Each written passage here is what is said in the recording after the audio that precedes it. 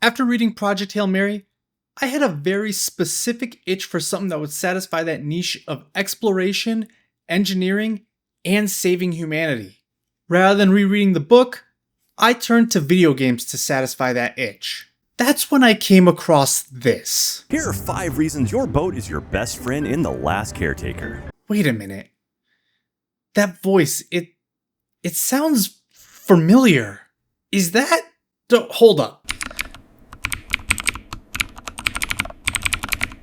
What's up, guys? It is Jack and Jeff from AchievementHunter.com, and we are doing Holy shit! That's Jack from Achievement Hunter. Well, now I gotta play this game. But before we get started, I just ask that if you like this video, please leave a like or a comment down below. Hit that subscribe button. I'm trying to hit 500 subs before the end of June. These videos take me a long time to make, so knowing that people are watching encourages me to keep making them. And with that, back to the video. This is The Last Caretaker, and it is a must-play for any fans of Project Hail Mary. See, even community manager Jack agrees. Just like Ryland Grace, even though you are all alone and seemingly tasked with the impossible, your wits, your know-how, and knowing that you are humanity's last hope is what pushes you forward. Also, just like Ryland Grace, your journey begins when you first wake up. The game starts when you awake in a bunker surrounded by other non-functional caretaker robots. Just like Ryland Grace, you have no idea who you are, where you are, or what your purpose is. You play as this cute, fashionable little robot, who is the last of the caretaker robots. Now, I like to be as immersed in my games as possible. Unfortunately, I don't have a fashionable little orange scarf like our little robot friend here does, so this one will have to do. When did I get this? After restoring power and preparing your ship, your goal as a caretaker is made clear. Earth is flooded so much that Moses himself would blush. Humanity has sought refuge among the stars, but need the help of the caretakers to breed the next generation of the species to send up. Unfortunately, not in a sexy way, but more of in a scientific way. You must sail the seas, explore points of interest, manage your resources, and rebuild various points to ensure the survival of the human race. All the while exploring the various landmarks to salvage, repair, build, and learn more about the state of the world. Even after you send your first human up, the Last Human storyline plunges you back into another series of missions to learn more about this world that goes far beyond the survival of the species, but rather in the attempts of those who were left behind to survive on their own. Even with the game in early access, the promise of a complete story at launch, there is enough here to keep you engaged for a long while beyond the initial thrill of simply just trying to survive. And it all starts with your first task of restoring power to your bunker. And power is the name of the game here. Actually, the name of the game is The Last Caretaker, but I digress. Regardless of the name, your first task isn't saving the world. It's simply turning on the lights. Almost immediately after waking up, you are stuck in a room with no power, and your first task is to attach a battery to turn the lights back on. Power is needed for everything in this game. Your ability to manage and transfer it is key to progress. You are constantly asking yourself, what do I have and how do I make it work? You need to install and maintain a combination of solar panels, wind turbines, generators, etc. on your ship, as well as various points of interest to shine light back into the desolate world. But you aren't finding many of these power sources just laying around. You oftentimes need to build them. You need to craft various parts from materials you salvage to craft everything from aforementioned solar panels and wind turbines to weapons and ammo, alongside with repairing the various facilities dotted around the map. The way to get those materials is by scrapping everything. Chairs, tables, monitors, anything that isn't nailed down, scrap it, throw it in the recycler so you can extract its materials to use for other things. You can even take your fallen comrades apart and reuse their bodies. Just be sure to treat them with the utmost respect, as they were once your brothers after all. Kobe!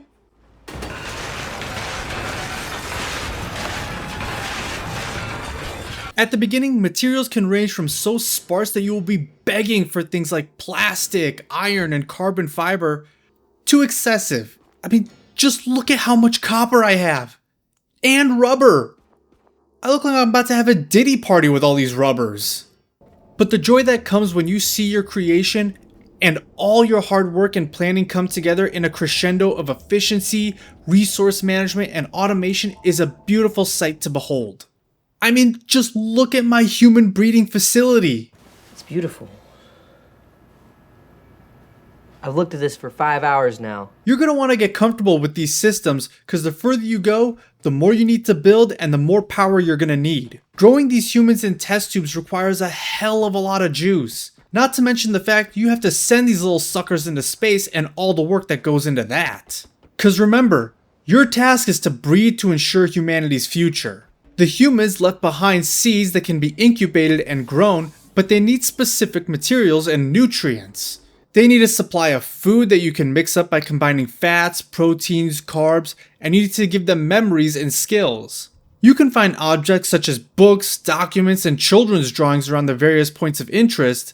These in turn will endow your human with certain mental and physical characteristics, such as better strength, life expectancy, and mental traits such as being a better navigator, chemistry expertise, and so on. Just like Ryland Grace meticulously breeding Taumiba, you are playing genetics, balancing nutrients and traits to breed the future of humanity. These systems can be overwhelming, especially if you're like me and toss a lot of this stuff overboard at the beginning because you just couldn't find out what it was for. Don't be like me. Be better. But once your human is grown, you must take it to the rocket and send it up to be with its own kind while you continue your tasks here at sea. It's a lonely job, but somebody has to do it. Luckily, that sea is far from empty. This game has hundreds of these points of interest dotted around this massive map. I have spent over 40 hours in this game this past week, and I barely scratched the surface of what this game has to offer just in terms of sheer map size. Instead of being locked into a tiny spaceship, your isolation is set against a massive, endlessly flooded Earth.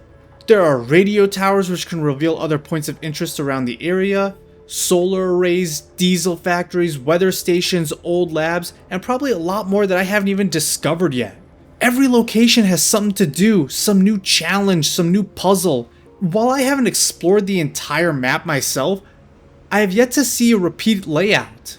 The devs even added just a straight up maze/escape room as a point of interest just cuz.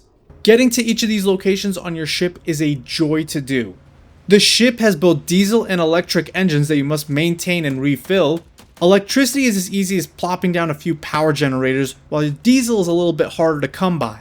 You can find diesel tanks to refill, but eventually you can do what I did and build a generator that turns biomatter into fuel so you can refill as you go. The more you explore, the more the game rewards you through its leveling system. You gain experience points by doing basically anything useful in this game. In turn, just like Ryland Grace, everything helps you progress. You can level up, and each level gives you a new skill and enhancements to unlock. You can spend one set of skill points learning how to craft new items such as bigger batteries, bigger and more efficient power generation sources, and others. Simultaneously, you can spend a separate stack of points to increase your overall health, power reserves, power efficiency, weight capacity, as well as reducing the time it takes to scrap and build items. Everything gives you experience points in this game, even the game's sort of lackluster combat, which unfortunately is one of this game's downsides.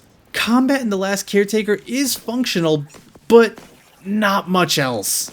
Guns don't really feel any certain type of way. They all just sort of exist in this limbo state. No hit markers, not a lot of recoil, seemingly no reaction by enemies when being hit, but at least the enemies you fight are creepy enough to make you want to kill them. You have these sort of adorable little bug balls, bees, giant cockroaches, these big ugly leeches, and huge, massive, deadly balls. One of my favorite enemies are these mecha sharks that you see swimming around the ocean. The only thing they're missing is a laser beam. You know, I have one simple request, and that is to have sharks with frickin' laser beams attached to their heads. Hi everyone, Jack from Channel 37 back again with another bedtime story, and this one's special. It's about another new shark. This is the Talon shark, dorsal model. And yes, this is exactly what it sounds like. A shark with a freaking laser gun built into its head. You did it. You crazy son of a bitch, you're dead. All these enemies have no hesitation to charge at you to take you out. You can sometimes even see your fallen comrades surrounding the area for some neat little visual storytelling of how these poor guys met their end, showing you what will happen to you if you fail as well. Not all NPCs are antagonistic towards you though.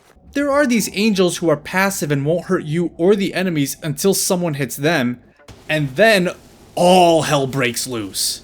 They won't even hesitate to give each other an ass whooping. Just look at this carnage. The combat here needs a lot of work, and at the state that it's currently in, if it were removed entirely, I honestly wouldn't miss it. But then that would remove the superb, if a bit repetitive audio design. One thing I quickly noticed was that everything, no matter what the material or what it's made out of, sounds like metal on metal contact when hitting the ground. Doesn't matter if it's made out of rubber or plastic, same sound. At least the different enemies have different sound effects. Each enemy has a distinct sound so that you could tell what's around the corner if you listen for them. The giant balls will be rolling around, angels will make hovering noises, and when you're in combat, the low instrumentation of the combat music kicks in and keeps you on your toes. Especially if you don't see them, you know that they see you. The music in this game is used very sparingly, and the combat track is easily the track that you're going to be hearing the most. It's just a shame that the track selection is so small, because it means that you're going to be hearing the same bit of music over and over again. That sucks because I do love some of the tracks and their implementation, because sailing around to some smooth lo-fi tunes is calming, relaxing, and just gorgeous. That beauty isn't just limited to the music. The visuals in this game are breathtaking. This game runs on Unreal, and it shows. The water effects, the waves, the rain, the fog, the draw distance on a bright and clear day is all so impressive. It's just what we expect from this engine, and it works. Ray tracing is excellent. Just sailing around on the open ocean is pure art. But this game does run on Unreal, and it shows in more ways than one. The performance in this game can drag. The game looks incredible, yes, but it runs like it's trying to drown your GPU in the game's oceans. You need frame generation on in this game if you want to have any sort of smooth experience. This game is in serious need of optimization because without frame gen on a 4080, I was achieving maybe 40 frames per second. Now, I know this game is early access. With each update, performance is going to improve. And to be fair, I have played games with much worse optimization. It's just that I don't care how good frame generation is, it's never going to look as good or play as smooth as raw performance. If you're walking out of Project Hail Mary and want to scratch that engineering fate of humanity itch, then The Last Caretaker is the perfect game for you. Not just because of what the game is, but because of what it's actively becoming. The devs at Channel 37 have already taken some of the criticism and are actively improving the game as early access leading up to the full 1.0 release.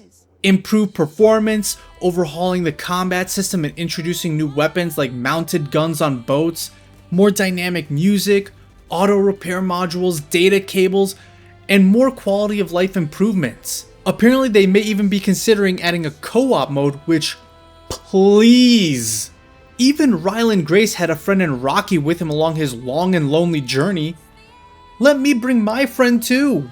Although they did just add the ability to make tiny robot companions, so that's something. This game is shaping up to be something truly special. So if you're a fan of Project Hail Mary, I can't recommend this game enough. But let me know down in the comments, have you played this game yet? Have you watched or read Project Hail Mary?